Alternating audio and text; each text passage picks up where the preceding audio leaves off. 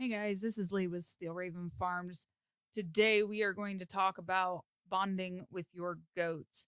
Uh, we have been homesteading for a couple years now, and we've been goat owners for about the same amount of time, and we have learned a ton when it comes to goating. The first and foremost being that they will unalive themselves with a quickness. You don't even have to do anything. They will handle that on their own. Um on this podcast we talk about all the trials and errors, successes and wins on the homestead, as well as how to set goals and how to hit those goals, but also being kind to yourself and understanding that you may not hit every single goal that you have, and it's okay. um we've been homesteading about 3.5, 4 years now. But I've been a canner and a gardener for over a decade. Um, so that means that I am learning. I will always be learning. I will never quit learning, I hope. The day that I quit learning is probably going to be the day that I die, which is fine with me. And I want to take you along on our journey, right? Through the good and the bad, the ugly, the miscarriages, and the births, and everything in between. So think of me as your partner in crime, your co-chaos creator. Sorry, your co-chaos creator. I don't know why that was so hard to say. An ear to listen, and never ever the voice of reason. Like I said, today we're going to be talking about how to bond with your goats and how to make that process easier for you and the goat, right? It's not all about us, it's also about that goat. Don't forget to sign up for our newsletter or hit that subscribe button on whatever you're listening to. Um, so to start, I want to kind of talk to you briefly about how we ended up in goats. When we first got onto our property, we had a ton of brush, and I was freaking out quite a bit trying to figure out how in the world we're going to clear this brush so that we can, use the land. And Jared said that he wanted long term lawnmowers, and I said, "Well, what is that?" And he said that he wanted goats, and I said, "I really don't want goats." I had heard and read and researched that they are actually very difficult to keep, and I really didn't want to deal with that. Not brand new homesteaders. And he talked me into it because I can't tell that man no, and that's okay. So, 4th of July, we decided that we were going to get into goats. Um, Found a guy that was selling some and went and picked them up. Now, at the time, what I know now is that V had an extremely high worm load. Um, and he died within 3 weeks to a month of being on the homestead. He died. And Bella, who I don't think a nuclear bomb could kill that goat. Like, she's ridiculous. It's great. Don't get me wrong, but she's stout and she's hardy, and so we breed her within reason every chance that we get. Like, we don't want to, kill her by breeding her too often, but we keep most of her female babies, and we will probably always keep her female babies because, like I said, they're stout.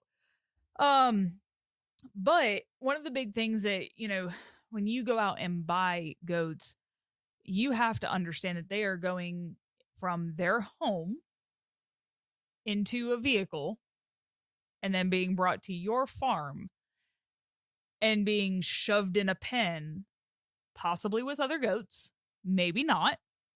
They could, you could have a whole bunch of goats. This could be your starter herd, which is what V and Bella were. They were two brand new goats.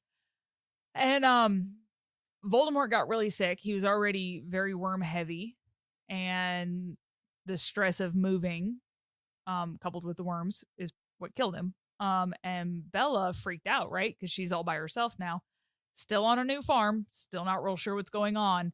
And we didn't introduce ourselves to her correctly. And to be honest with you, I don't think it would matter because we've had her for, 3.5, almost 4 years, and she is still extremely skittish with us. So I'll get to that point later in the podcast. But you have to understand that when you bring new goats onto your farm, they are going to be extremely skittish. And no matter how well socialized they were on their home farm, Your farm is very different. And so they're going to be very, freaked out. So keep that in mind. The other thing is that you want to quarantine your goats before you, put them in with your herd. There are some exceptions to that rule, but that really does need to be your rule. You don't want to just bring goats onto your farm and then put them in with your goats, because if the goats that you're bringing onto your farm are sick, they're going to get everybody else sick. Um, the caveat to that would be if they are coming from a trusted farm, or that that farm is biosecure, they don't have any illnesses on that farm. Okay, maybe, but it is good practice to quarantine every single time. Now, with that, I suggest that whenever you are buying goats and you're bringing them to your farm, buying them in pairs, so that way your goat has a buddy that they're hanging out with while in quarantine, and they're not the new goat on the farm, right? They have a buddy in quarantine, and then when they get put into the main pen, because after 30 days or even 60 days, when they're healthy, you bring them into your main herd, and now they're not the only goat that's the low man on the totem pole, right? Like, you want to make sure that they've got a buddy. They're not alone. They're not being pushed out of the barn, whatever. You want to give them a buddy. And so I always recommend bringing home 2 goats at the same time. The other big concern that you want to be careful of when you're bringing home new goats is worm load. Now, normal, healthy goats are supposed to have worms. Okay, they're supposed to have them. You don't want a fecal of 0 all the time, because worms help aid in the digestion, right? We don't want them, but having some worms are okay. I'm not worried about worms. When there's a few, when there's a lot, that's when we have a problem. But understanding that, when they move from their home farm to your farm, it will cause a worm bloom, and they can get sick. That stress of kidding, of moving farms, whatever, all those things can cause a worm bloom. So just be aware of the potential for illness breaking out, which is why we quarantine. So to kind of kick this off, my first tip when it comes to bringing home new goats and how to bond with your goats is going to be time. Again, you just brought them from their home farm, where maybe they were top on the totem pole and now they're at the bottom, or it's their very first time away from mom, whatever. There's a lot of situations in which they need some time to decompress. When we brought home Oakley and Bailey, we got them in January, so it's already cold outside. They were fairly large. They were a year old and pretty much full size. They haven't grown much since we've had them. And they had a 3-hour, 2-hour, 3-hour car ride from their farm to my farm in the back of my truck, right in the bed of the truck. They were in a dog crate. We had, a tarp wrapped around it. But the reality is you're going down the highway, is cold, And so when we got them home, checked them over real good, made sure that they were, healthy, did that for a couple of days. And then honestly, I did not quarantine them. I put them straight in with the 3 other goats that we had. And the biggest reason for that was because I don't have another barn to put them in. I only have the one barn, and it's cold. 2 goats can put off a fair amount of body heat, but 5 goats can put off even more. So maybe let's put everybody together. And it was fine. We were, relatively lucky in that, but they came from a farm that was healthy, so it wasn't a big deal.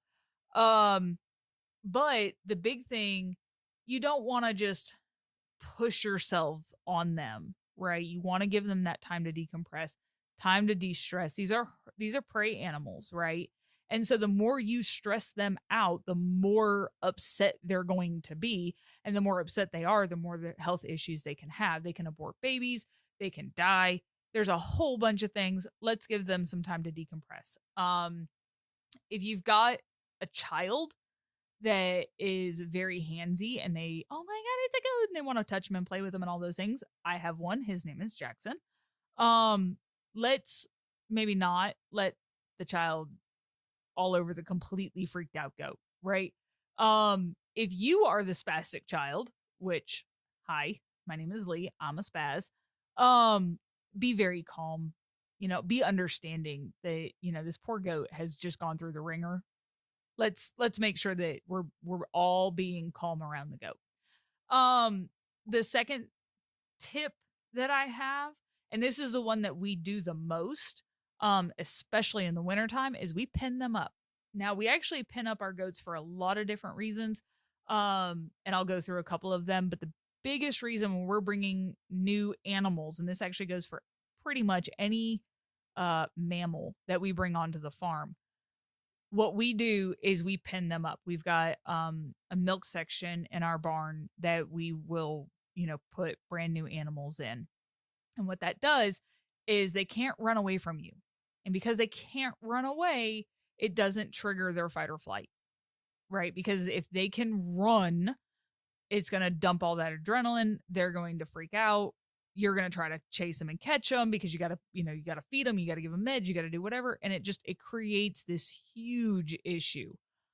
Or we can pin them up and talk sweet to them, sit down next to them, let them come to us, all these different things. That's really ideal. We want to put them in a small area with not a lot of space to move around. I want to say the milking area in the barn is something like 3x8 or 3x6. It's a very small area.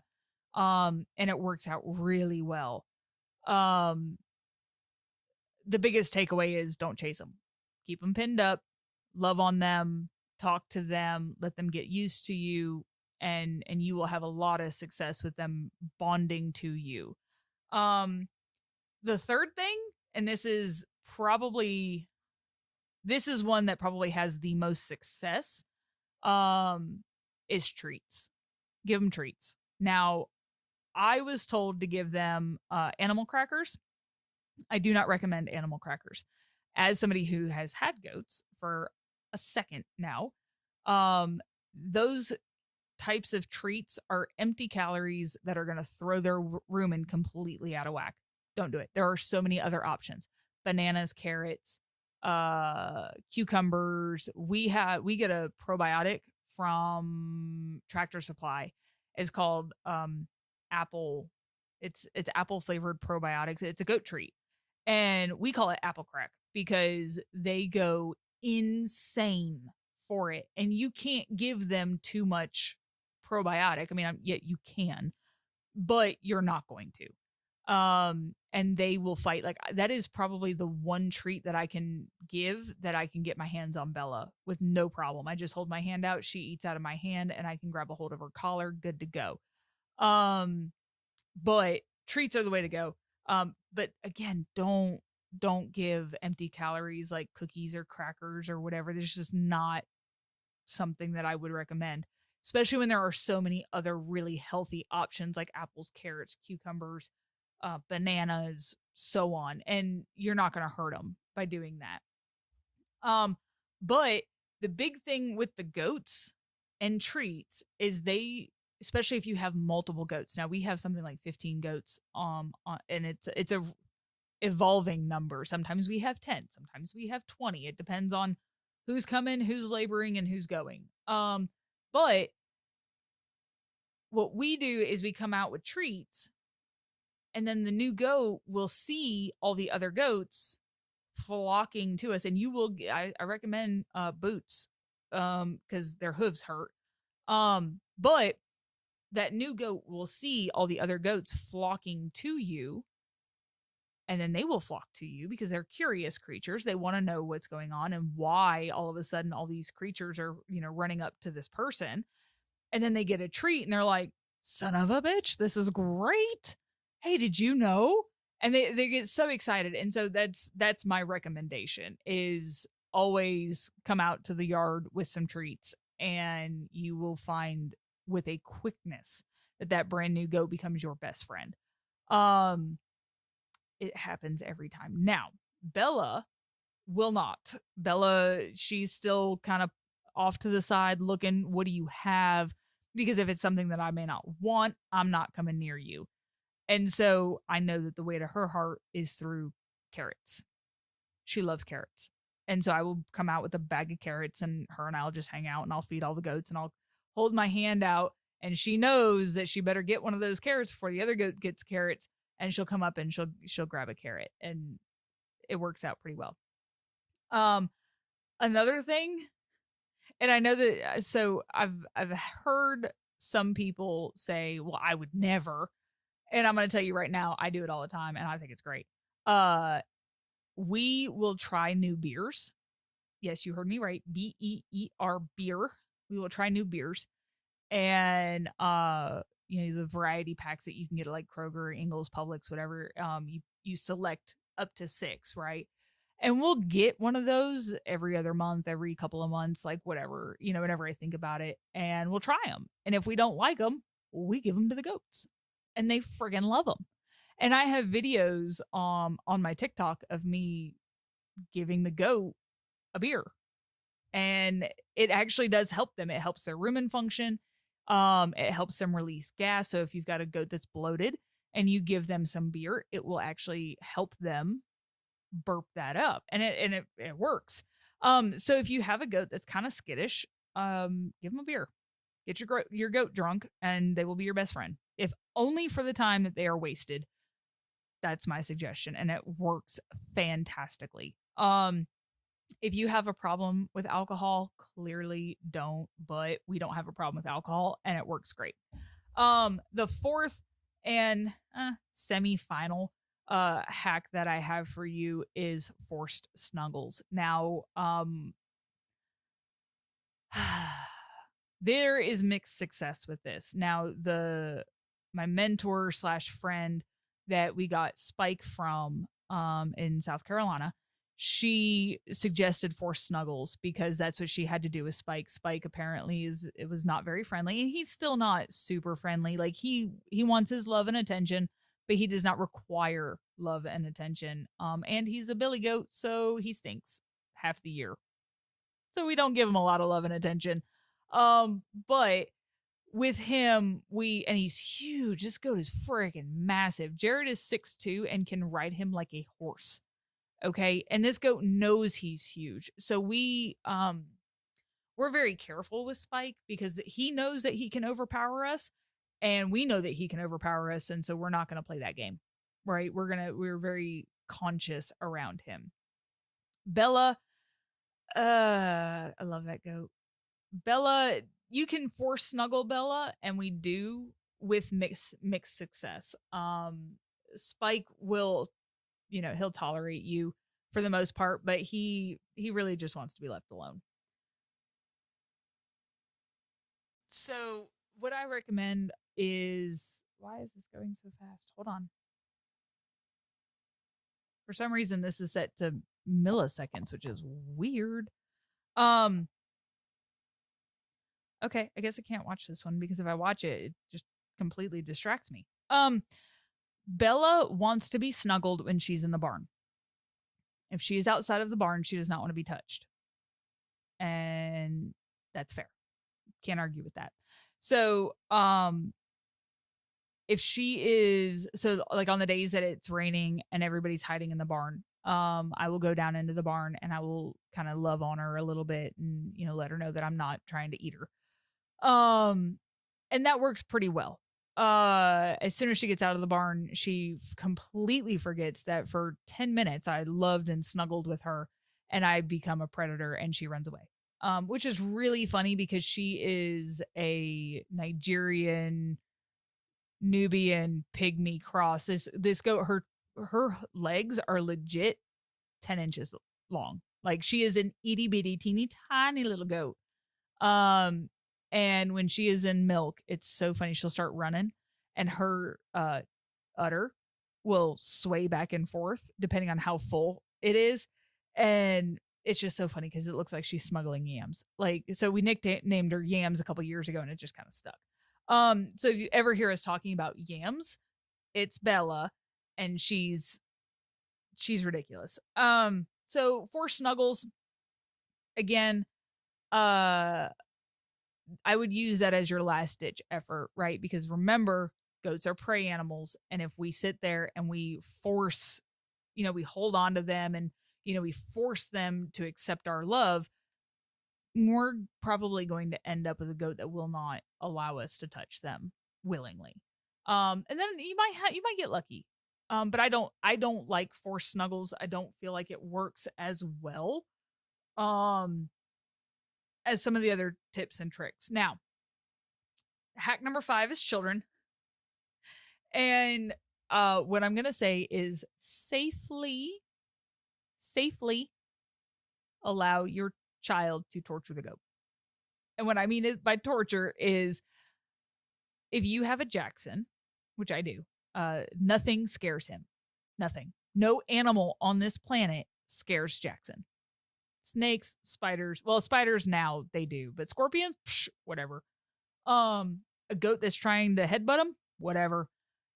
He has no fear, and because he has no fear, he will walk right up to that goat and love on them. And my suggestion is if you have a Jackson who has no fear of animals, allow him to tame the goat or her to tame the goat, right? Safely. Now, if the goat is ramming the child, maybe let's not do that. But Jackson is, 12 years old and the child climbs 60-foot trees without branches. He has no fear. I have heart attacks every time he does it, but he doesn't give a shit.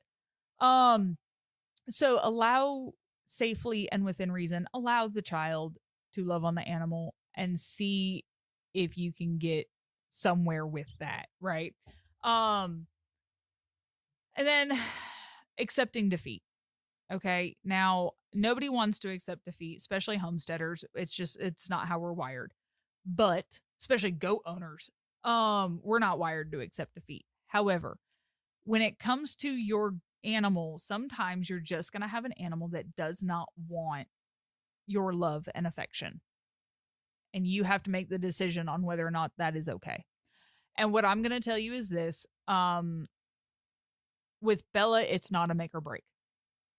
Her skittishness, her standoffishness, all of that stuff is not a make or break for me. Now, what I will tell you is this, and this is an update, if you will. We have had Bella for 3.5, 4 years.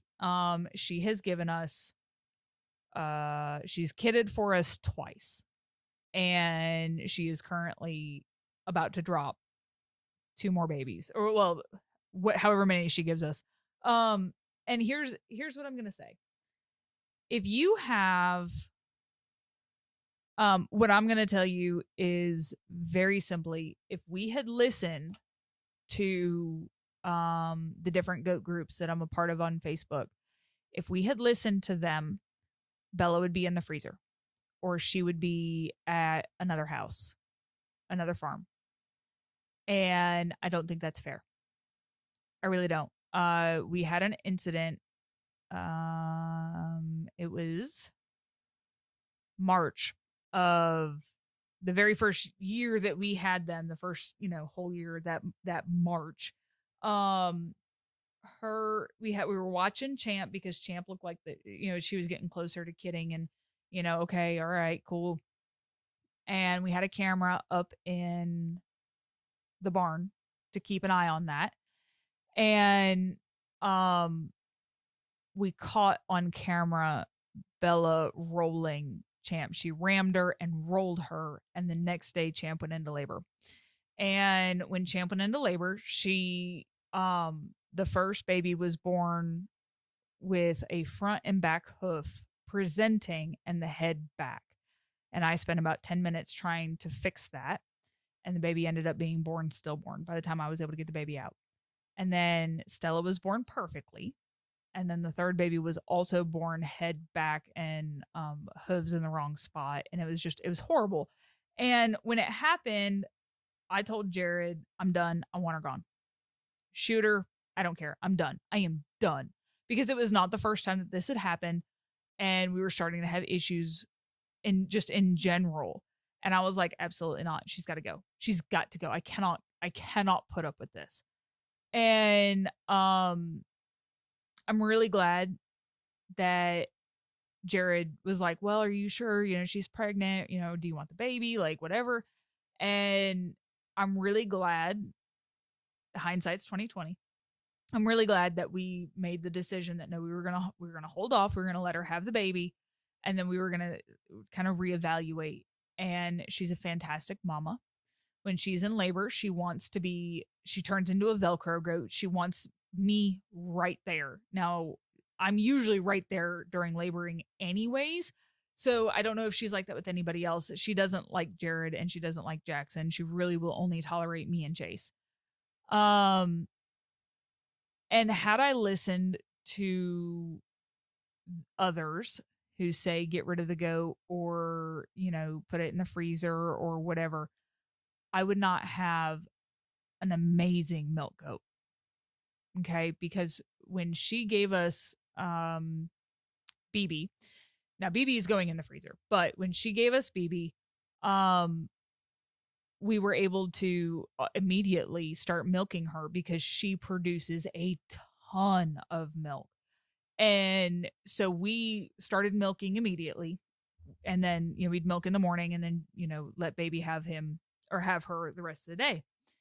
And after she weaned him, we were getting about a half a gallon of milk off of her a day. And that's a ton from a goat, right?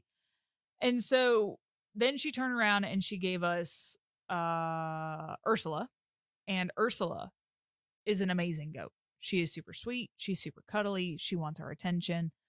Had we done what most people would have said with a skittish goat or an ornery goat, a goat that doesn't want to be around people, we would have lost this amazing resource. Now, I'm not saying that every single goat is safe, and I'm not saying that every single goat needs to be given a chance.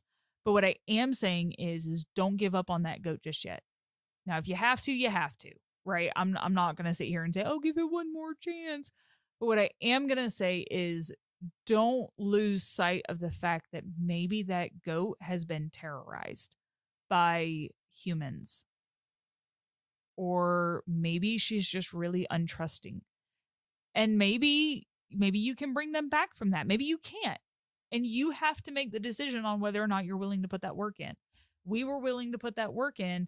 And now I have a goat that will happily get up on the milk stand and let me love on her and pet her and milk her. And, she gives me no problems. To this day, 3.5 years later, 4 years later, I cannot touch her without her freaking out and running off. Still can't do it. And that's okay because she lets me touch her babies. I'm allowed to take her babies and she doesn't freak out. She'll call for them and she's like, what are you doing? But Chase and I can love on those babies with no problem. She knows that we're safe. And while she may not ever want to be touched, that's okay. And so, like I said, you have to make those decisions. You have to, figure out what that looks like for you, your farm, and your goats. But let me tell you, when you finally get the trust of a skittish goat, one that does not want you anywhere near them, but will let you milk them, there is no better feeling. And so I encourage you to kind of figure out what it looks like for you on your farm. And don't take the advice of a keyboard warrior or a podcaster that, is telling you to throw that goat in the freezer. That goat's not worth it. Well, that may be true, but what if? And if you have the ability to wait and make that decision at another time, I would suggest that you wait and make that decision at another time because, like I said, Bella has given us amazing babies. She's an amazing mama and she produces a ton of milk. And for us, it's worth it to put up with her attitude to get those things. And she's got a safe, loving home for the rest of her life. until she becomes a nuisance. And I doubt very highly that that's going to happen. But those are my tips for you guys. I hope at the end of the day that you understand that, you know, goats are goats and they do have feelings. And sometimes you just gotta hold on a minute, hold off on making that decision, because you may have a diamond in the rough, but it's gonna be rough. So hopefully that helps. Don't forget to hit that subscribe button, and I hope you guys have a good day.